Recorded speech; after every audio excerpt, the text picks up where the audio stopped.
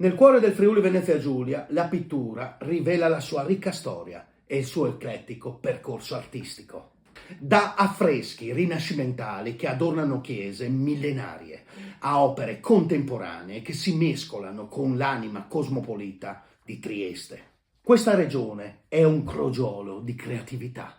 Nel Rinascimento la scuola di Udine ha brillato, unendo l'eleganza veneta con un tocco locale distintivo. Giovanni Battista Tiepolo, con i suoi affreschi, ha disegnato i cieli di Udine, regalando alla città un tocco barocco inconfondibile. Il Novecento ha visto l'ascesa di Afro Basaldella, figlio di questa terra e protagonista della scuola di Roma.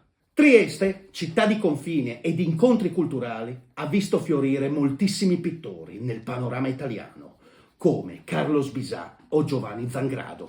In Friuli Venezia Giulia, la pittura è un dialogo senza tempo tra innovazione e tradizione. Un'immersione nell'anima creativa di una regione che continua a dipingere il suo futuro con pennellate di ispirazione e passione.